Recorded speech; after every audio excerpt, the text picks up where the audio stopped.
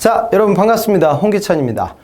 자, 여러분들 취업하는 데 있어서 할 게 엄청 많아요. 그죠? 자소서도 무슨 뭐 직무 위주로 쓰라고 하는데 뭐 직무 관련된 경험도 없는데 그것도 쓰기 힘들어 죽겠고, 그 다음에 뭐 자소서에 뭐 또 여러분들 이런만 쓰라고 해? 뭐 또 뭐 매장 방문하고 의견 적어봐라, 사회적 이슈상을 적어봐라, 뭐 이런 것도 힘들어요. 그리고 도대체 뭐 무슨 어떤 계열사 직무를 써야 될지도 몰라요. 근데 그거 쓰고 나서 또 뭘 해야 돼? 그런 모든 노력을 하는 이유는 결국에 인적성 시험을 붙기 위해서 여러분들 하는 거거든요. 그러니까 꼭 좀 준비를 하셔야 돼요. 정말이에요. 그래서 옛날에는 이거를 뭐 공부 안 하고도 붙었고요. 그 다음에 왜냐하면 그때는 제가 예전에 삼성 갈 때 2004년도에는 제가 그때 사트 볼 때는 문제집이 없었어. 뭐 이런 동강 무슨 뭐 이런 스터디도 없었고요. 근데 이제는 여러분들 모두 다 공부를 해요. 그러니까 이 자체 경쟁력이 올라가지 않으면 경쟁에서 밀릴 수밖에 없기 때문에 어느 정도는 공부를 해야 돼요. 우선은 아셔야 되는 건 이거는 일반적인 학교 시험 공부가 아니에요. 예, 다 맞힐 수 없어요. 그러니까 우리 지금 여기 동강에 나오는 이런 문제 다 맞추면 그런 사람들은 저 기업에 취업하시면 안 돼요. 더 훌륭한 일 하셔야 될 거예요. 그러니까 너무 부담감은 갖지 말라. 그 다음에 어떤 문제 유형들은 분명한 풀이 기법이 있어요. 그런데 또 어떤 것도 없는 것도 있어, 사실. 그러니까 좀 익숙하게 만들어 놓는다, 이 정도 개념으로 접근합시다. 그러니까 이게 만약에 완벽하게 맞출 수가 있고 공부하는 대로 리니어하게 쭉 실력이 올라간다라고 하면 이 공부를 6개월 동안 해야 될 거야. 근데 그런 시험은 아니에요. 다 맞출 수도 없는 시험이고 어느 정도 패턴, 풀이 기법을 익히는 게 제일 중요해요. 그러니까 그 관점이라고 하면 한 2달 정도는 준비를 해야 돼. 한 달, 2달 안에 빡세게 끝내가지고 내가 그동안 학점 관리하고 어학 공부하고 직무 관련된 역량 쌓기 위해 인턴, 자격증, 공모전, 서포터즈 많이 했는데 그런 부분들을 임원분들한테 보여줘야 되잖아. 보여드리는 그 관문에 있는 게 인적성 시험이니까 이 시험이 어떤 식으로 출제가 되고 기업별로 그 다음에 몇몇 문제들은 풀이 기법이 있으니까 그 풀이 기법을 빠삭하게 내가 머릿속에 채워 넣고 그 다음에 당황하지 않은 상태에서 시험장에 가서 최대한 시험 문제를 많이 맞춰봅시다. 그런 마인드로 우선 접근을 해보셨으면 좋겠어요. 그러니까 특히나 그 문과 여대생들이 기겁하거든요. 제 학생들 이제 스터디 시켜보면 선생님 저희 포기해야 될 것 같아요. 이거 지금 공간지각인지 뭔지는 무슨 저는 이걸 찢어봐도 모르겠네. 해답을 이거 어떻게 해요? 그러면 너무 걱정하지 말아요. 남자 공대생들은 계열 회사들마다 성비 맞춰서 뽑고 계열 맞춰서 뽑아. 그러니까 남자 공대생들은 여러분들만의 리그이고 여자 문과들은 또 여러분들만의 리그예요. 남자 공대생들은 여기 상식 파트 많이 틀리고 언어 잘 못 풀어. 여자 문과들은 또 공간지각 이거 완전 저 잼뱅이에요, 잼뱅. 그러니까 여러분들한테만 어려운 게 아니기 때문에 같은 색깔을 갖고 있는 친구들 사이에서 도전을 통해서 내가 걔네들보다는 좀 우위에 서야 한다. 그리고 또 중요한 게 뭐냐면 어떤 기업은 진짜 잘 풀어야 돼요. 예, 그러니까 그냥 서류가 붙고 나서 앞에서 딱 잘라가지고 여러분들 면접장에 보내는 기업들이 있어요. 그런데 어떤 기업들은 떨구기 위한, 그러니까 얘가 그간 직무 역량이 뛰어나고 자소서 내용도 좋은데 지금 보니까 이거 수리력이 너무 떨어지는데 이거 나중에 이거 저 영업 계산 못할 것 같은데 야 이거 뭐 독해력이 현저하게 떨어져서 얘 이거 보고서는 쓰겠어? 뭐 그 정도 수준이라고 하면 떨어진다고요. 그러니까 하위권에 가게 되면 안 돼. 근데 공부를 안 하고 패턴을 모르는 상태면 여러분들 하위권에 가거든? 정말이에요. 왜냐하면 다들 공부를 하니까. 그런 관점에서 인적성 시험을 대비하셨으면 좋겠어요. 그 마음가짐으로 뛰세요. 그리고 근본 동강은 이제 저만 강의하는 게 아니라 각 분야의 전문가들이 모여가지고 이제 인적성 강의를 할 거예요. 그래서 각기 패턴들을 정확하게 익히는 그런 순간으로 활용을 해봤으면 좋겠어요. 정리하자면 모든 기업들, 지금 델파이 코리아, P&G 같은 외국계 기업들도 적성 봐. 그 다음에 무슨 해커스 같은 작은 기업들도 적성을 보니까 결국 여러분들이 기업에 입사하기 위해서는 이건 내가 무조건 거쳐야 된다. 그 다음에 너무 걱정할 필요가 없다. 다 맞출 필요도 없는 시험이고 패턴을 익혀서 하위권에만 들어가지 않아도 붙을 수 있는 그런 기업들이 있으니까 포기하지 말고 공부를 해야 한다. 그 다음에 실제로 공부를 하면 좀 올라가요. 그러니까 한 70% 이상은 풀이 기법이 있으니까 근본 강의를 통해서 여러분들이 그걸 느꼈으면 좋겠어요. 그런데 중요한 건 또 이제 강의 듣는 친구들의 특징이 야, 저 홍기찬이 문제 잘 푸네. 그래, 나도 저렇게 해야지. 그럼 막상 여러분 이거 방송 끄고 풀어보면 또 다 틀려. 그러니까 제일 중요한 건 이건 여러분 대부분이 좀 수학적인 로직이에요. 그러니까 좀 수리 추리가 중요하기 때문에 이런 부분들은 여러분들이 강의 듣는다고 해서 다 맞출 수 있는 게 아니야. 언어도 마찬가지야. 시간 재고 풀어봐야 된단 말이죠. 그러니까 강제성을 갖고 여러분들이 스스로 연습하는 거. 동영상 강의 듣는다고 해서 여러분들 다 붙는 거 아니거든요. 그러니까 전체적으로 경쟁력을 높일 수 있게 활용을 해보셨으면 좋겠습니다. 자, 그러면 조금 더 세부적인 얘기. 그럼 인적성 구분을 해야 하는 이유는 아까 제가 다 말씀드렸죠. 그러니까 그런 부분에서 생각하고 그다음에 주 대기업들을 버리지 마세요. 그러니까 여러분들 고등학교에서 대학교 갈 때는 어때요?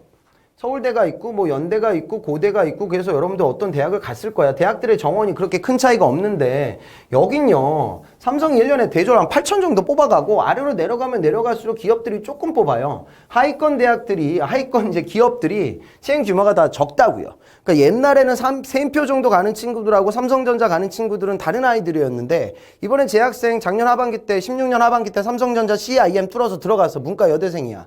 그런데 그 친구도 샘표는 인적성에서 안 됐단 말이야. 그러니까 이제는 큰 대기업들을 버리지 마시고요. 그런 기업들 중에 인적성 안 보는 데가 어디가 있습니까? 그런 마인드로 꾸준히 좀 정리를 해보도록 하시고요. 결국 저도 보면 그런 게 있는 것 같아요. 그러니까 공부에도 올라갈 수 있는 가능성을 보여주는 단면이 이거예요. 보면 과외 아르바이트 오랫동안 했던 친구들이 잘 붙어요. 실제로도. 그럼 결국 이 소리는 뭔 소리냐?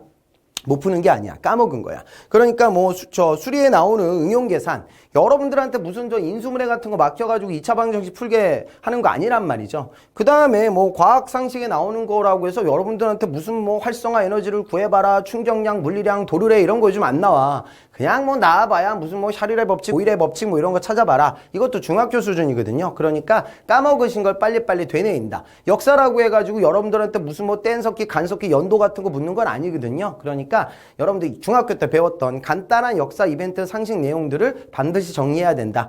그 말씀을 좀 드리도록 하겠습니다.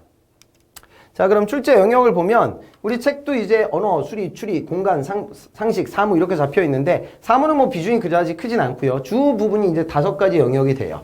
그런데 여기서 언수추는 모든 기업들이 거의 다 똑같습니다. 그리고 공간은 이제 기업들마다 패턴들이 조금씩은 다른데 이것도 뭐 전개도 문제 위주로 많이 출제가 되고요. 상식이라고 하면 이제 역사 비중이 크고 또 경제 경영 관련된 내용들도 같이 출제가 되고 있어요. 그래서 다들 여러분들이 방송 보는 분들이 이런 기업들을 꿈꾸고 있을 거 아니에요. 또 NCS도 사실 또 이런 그 적성하고 사실 별로 그렇게 큰 차이도 없어요. 그래서 그런 관점에서 준비를 해 보셨으면 좋겠습니다. 그러면 앞으로 영역별로 수업이 어떻게 진행될지 좀 확인해 보도록 하죠. 언어는 이제 3가지 영역으로 나뉘어요. 어휘, 그 다음에 독해, 그리고 어법.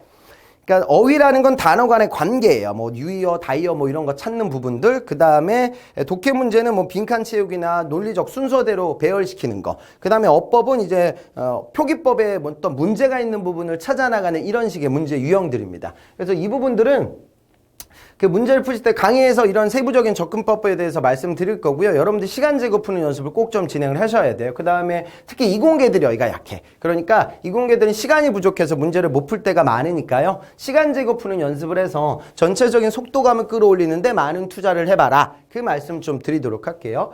그 다음에 이제 수리 같은 경우에 수리라고 하면 주로 응용계산이 이제 방정식이야. 똑같아. 맨날 나오는 게 뭐 속도 문제, 농도 문제, 일률 문제, 진감 문제, 비율 문제 뭐 이런 것들이에요. 그래서 여러분들이 요거를 빨리 까먹었으니까 빠르게 문제. 그 다음에 신원 선생님께서 뭐 그런 부분들에 대해서 빠르게 접근할 수 있는 방법론도 말씀을 드릴 거예요. 그 다음에 자료 해석 파트는 그래프 문제라든가 안 그러면은 복잡 다양한 표를 보는 뭐 그런 문제들이 출제가 되고 있어요. 그래서 그런 부분들을 최대한 빨리 함양할 수 있는 부분에 대해서도 수업 시간 때 저희가 말씀을 드리도록 하겠습니다. 그 다음 추리라고 하면 우선 수의 나열들을 보고 다음에 어떤 숫자가 나올지를 찾는 이런 수추리 문제. 또 이거 숫자를 알파벳이나 가나다라, 기억, 니은 뭐 이런 것들로 바꿔서 내는 문자 추리 파트가 있고요. 그 다음에 또 이제 중요한 건 언어 추리 파트가 제일 중요해요. 그래서 정원 3단 논법으로 나오는 문제들도 있고 그 다음에 대우 명제를 활용해서 푸는 문제들도 있고 모든 어떤 이런 것들은 벤 다이어그램 같은 걸 그려가지고 푸는 게 상당히 효율적이거든요.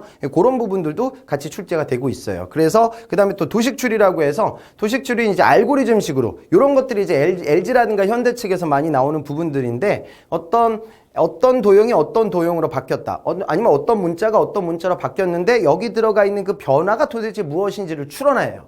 추론한 다음에 처음서부터 끝까지 차근차근 돌려 나아가다가 또 거기다 순서도 같은 걸 줘가지고 yes or no. 그래서 여러분들 방향을 선택하게 만들고 문제를 푸는 이런 식의 문제가 현대나 LG 쪽에서 많이 출제가 되거든요. 그런 부분들에 대한 접근법도 말씀드리고요. 도형 추리. 도형이 뭐 90도 회전했다, 180도 회전했다, 270도 회전했다, X축 대칭했다, Y축 대칭했다, 색 변환했다 뭐 이런 식의 문제 유형들이 있거든요. 그런 부분들도 이번 교재가 내용이 아주 많습니다. 그래서 여러분들 내용들 정말 기업 기출 위주로 많이 저희가 출간을 했으니까 그 내용들을 함양하는 시간으로 꾸려가도록 할게요. 그 다음에 이제 공간지각이라고 하면 문과 여대생들이 힘들어하는 파트인데 전개도 문제라든가 블럭 쌓기 문제. 전개도 문제는 이번에 강의 들으면 상당수 많이 맞힐 수 있을 거예요. 또 블럭도 머리로 하기보다 손으로 푸는 거. 추리도 마찬가지고 공간지각도 마찬가지고 머리로만 하려면은 너무 시간 없어요. 그러니까 더 번잡하고 그래서 빠르게 도식화시키는 게 중요하니까 문제를 그리면서 그 도형의 특정 포인트를 찾아 나가는 방법, 그리고 앞선 추리 영역이라고 하면 독해를 진행하면서 빠르게 배식표, 그 다음에 뭐 건물 시간표 이런 것들을 그릴 수 있는 그런 연습이 되는 그 기법에 대해서 말씀을 드리도록 할게요. 그 다음에 뭐 종이접기라든가 조각 찾기 관련된 문제 패턴도 알아보도록 하겠습니다. 사무 지각 파트는 이제 단순하게 그냥 자료 비교, 코드 비교하는 거니까 어렵지 않게 여러분들이 확인이 가능하고 고요. 상식은 역사, 그 다음에 일반 상식, 예절 상식으로 저희가 나눠놨어요. 그래서 역사 파트는 이제 세계사도 좀 나오는데 사실 한국사가 제일 중요하고 삼성이나 KB 이쪽은 이제 또 중국사도 같이 나와서 교재에 기출문제 위주로 실어놨으니까 그걸 보면서 아, 이 정도 수준으로 나오는 것이구나 이렇게 좀 예측할 수 있는 그 시간이 되도록 하겠습니다. 그리고 예절 상식이라는 건 이제 비즈니스 애티튜드 관련돼서 제가 몇 가지 좀 간단한 내용들을 정리해 드릴 예정이에요. 그런데 여러분들이 이 강의를 들을 때 이제 각 영역별로 강의 양이 되게 길어요. 그러니까 강의를 듣고 바로 문제를 도전해 보고, 그 다음에 모의고사 파트는 또 여러분들 스스로 직접적으로 시간 재면서 풀어보고 뭐 이런 식으로 활용을 해 보셨으면 좋겠습니다. 그러니까 정말 열심히 하셔야 돼요. 그러니까 제 지난 종합반 기수인데 얘는 어떤 식으로 얘네 팀은요 스터디가 잘 돌아갔어요.